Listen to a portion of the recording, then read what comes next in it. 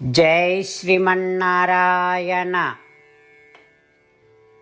శ్రీమద్భగవద్గీత 11వ అధ్యాయము విశ్వరూప సందర్శన యోగము 6వ శ్లోకము. పశ్య ఆదిత్యాన్ వసూన్ రుద్రాన్ అశ్వినౌ మరుతస్తథా బహూని అదృష్టపూర్వాణి పశ్య ఆశ్చర్యాణి భారత. ఓం. గీతాచార్యుడు శ్రీకృష్ణ పరమాత్మ అర్జునుడితో పాటు మనందరికీ విశ్వరూప సందర్శన యోగాన్ని ఉపదేశం చేస్తూ ఉన్నాడు. పరమాత్మ ఈ రకంగా అంటూ ఉన్నాడు, అర్జున, ఇదిగో నా విశ్వరూపములో సూర్యులను, వసువులను, రుద్రులను, అశ్వినీ దేవతలను, మరుద్గణములను చూడు. ఇంకా ఇతరమైనటువంటివి ఇవి కాకుండా ఇంతకుముందు నువ్వు ఎన్నడూ కని విని ఎరుగనటువంటి ఆశ్చర్యాలను కూడా నా విశ్వరూపములో చూడు అంటూ శ్రీకృష్ణ భగవానుడు అర్జునునికి తనలోనే 12 ఆదిత్యులను, 8 వసువులను, 11 రుద్రులను, 2 అశ్వినీ దేవతలను, 49 మంది మరుద్గణాలను, ఇంకా ఎన్నో ఆశ్చర్యకరమైనటువంటివి పరమాత్మ అర్జునుడికి చూపిస్తూ ఉన్నాడు. అర్జునుడి లాంటి వాడికి కూడా, అంటే స్వర్గాది లోకాలను తిరిగి వచ్చిన విజయుడైనటువంటి అర్జునుడి అంతటి వాడికి కూడా, అర్జునుడి అంతటి వాడు కూడా కని విని ఎరుగనటువంటి ఆశ్చర్యాలను పరమాత్మ తన విశ్వరూపంలో చూపిస్తూ ఉన్నాడు. మనం కూడా ఆ పరమాత్మ రూపాన్ని, శ్రీకృష్ణ రూపాన్ని మనసారా భావన చేస్తూ ఆ శ్రీకృష్ణునిలోనే ఆదిత్యులను, వసువులను, రుద్రులను, అశ్విని దేవతలను, మరుద్గణాలను భావన చేస్తూ శ్రీమన్నారాయణునే శరణు వేడుకుందాం. అయితే ఒక్క మాట, 10వ అధ్యాయములో విభూతి విస్తర యోగములో పరమాత్మ అన్నింటిలో తాను ఉన్నాను అని చెప్పాడు. ఇప్పుడేం చేస్తున్నాడు? ఈ 11వ అధ్యాయములో అన్నింటినీ తనలో చూపిస్తూ ఉన్నాడు. అంటే 10వ అధ్యాయములో తన అంతర్వ్యాప్తి, అన్నింటిలో తన వ్యాప్తిని నిరూపించాడు, అన్నింటి లోపల. ఇప్పుడు 11వ అధ్యాయములో తన బహిర్వ్యాప్తి, అంటే అన్నింటి బయట తన వ్యాప్తిని నిరూపిస్తున్నాడు. అంటే అన్నింటిని తనలో చూపిస్తూ ఉన్నాడు. ఈ అంతర్వ్యాప్తి, బహిర్వ్యాప్తి అనేటటువంటి స్వభావము కలిగిన భగవానునికి వేదము ఒక పేరు పెట్టింది. అదేమిటంటే నారాయణ.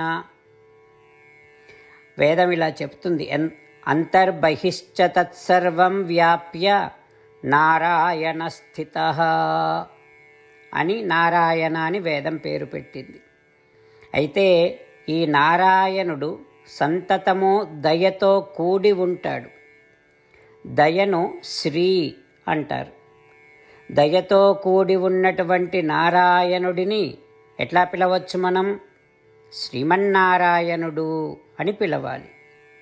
ఈ శ్రీమన్నారాయణుడికి జయము కలుగుగాక, ఈ శ్రీమన్నారాయణుడు క్షేమముగా ఉండుగాక అని అనాలంటే జయ శ్రీమన్నారాయణ, జై శ్రీమన్నారాయణ అని అనాలి. ఇప్పుడు ఈ శ్రీమన్నారాయణుడు మనలో కూడా ఉన్నాడు కనుక జై శ్రీమన్నారాయణ అన్నప్పుడల్లా మనకు జయము కలుగుగాక, మనకు క్షేమము కలుగుగాక అని కోరుకున్నట్టే అవుతుంది కదా. అయితే ఈ శ్రీమన్నారాయణుడు అందరిలో ఉన్నాడు కనుక జై శ్రీమన్నారాయణ అన్నప్పుడల్లా అందరి క్షేమాన్ని అందరి జయాన్ని కోరినట్టే అవుతుంది. తద్వారా లోకా సమస్తా సుఖినో భవంతు అని అన్నట్టు. లోకా సమస్తా సుఖినో భవంతు అనే బదులు జై శ్రీమన్నారాయణ అంటున్నామని అర్థం. ఇంకొక విశేషమైన భావన ఏంటంటే, జై శ్రీమన్నారాయణ అన్నప్పుడల్లా అంతటా అందరిలో ఉన్నటువంటి నారాయణుడు ఒక్కసారిగా మన వైపు ప్రసన్నంగా స్పందిస్తాడు.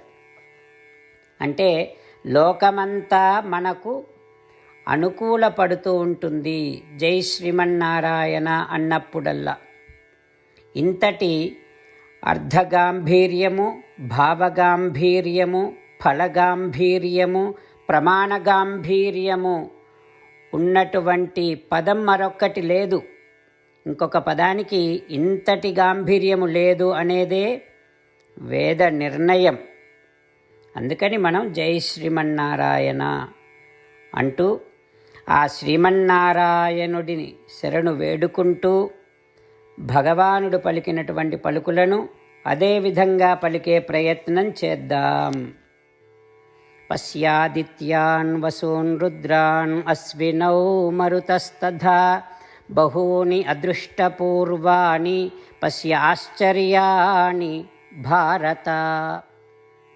అంతేకాకుండా మనం ప్రతిరోజు శ్రీమన్నారాయణుడికి ఒక 8 పనులు చేస్తాం అని మాట ఇద్దాం. ఎందుకంటే శ్రీకృష్ణ భగవానుడు 18వ అధ్యాయములో 65 నుండి 70వ శ్లోకాల ద్వారా శ్రీమద్భగవద్గీత అంతటికీ సారభూతముగా మనకు 8 పనులు చేయమని చెప్పాడు. అలా చేస్తే చాలు, నేను మిమ్మల్ని అన్ని విధాలుగా రక్షిస్తా అని ప్రమాణపూర్వకముగా ప్రతిజ్ఞ కూడా చేశాడు. అందుకని శ్రీమద్భగవద్గీతను అంతటినీ విన్న తర్వాత అర్జునుడు కూడా చివరకు కరిష్యే వచనం తవ, కృష్ణ నువ్వు చెప్పినట్టే చేస్తా అని అన్నాడు. కనుకనే భగవానుడు అర్జునుడికి అన్ని విధాల విజయాన్ని అందించాడు. మనం కూడా ప్రతిరోజు శ్రీమన్నారాయణుడికి ఆ రకంగానే మాట ఇద్దాం. 8 పనులు చేస్తాం అని మనము మాట ఇస్తే అది అష్టాక్షరీ మహామంత్ర జపము చేసినటువంటి ఫలితాన్ని మనకు ప్రతిరోజు ఇస్తుంది. ఇట్లా మాట ఇవ్వటం కంటే గొప్ప పూజ, యజ్ఞము, తపస్సు మరొక్కటి లేనే లేదు. అందుకని నేను అంటూ ఉంటాను, మీరు మనస్సులో భావిస్తూ ఉండండి.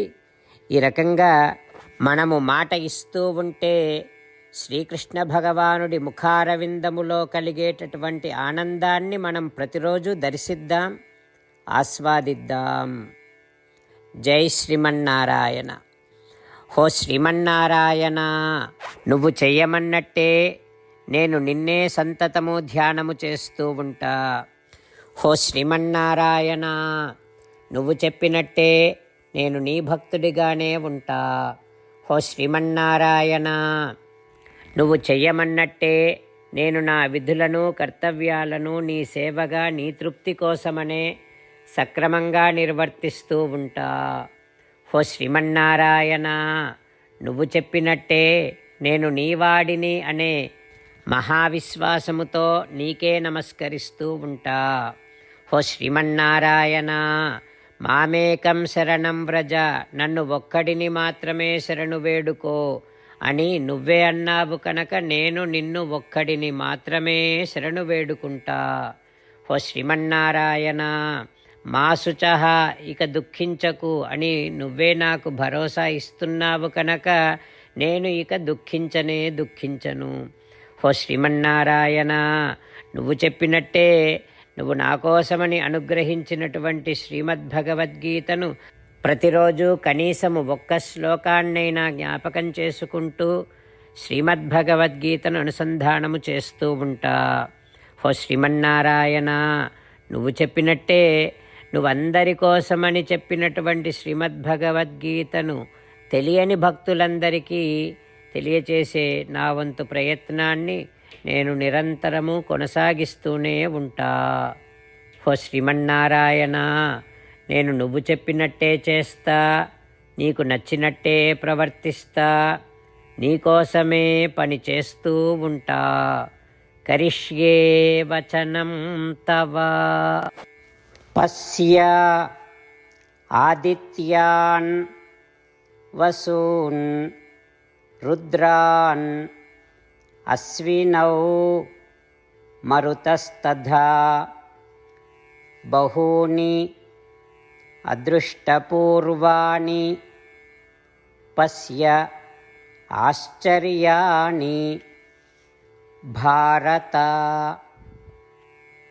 ఓం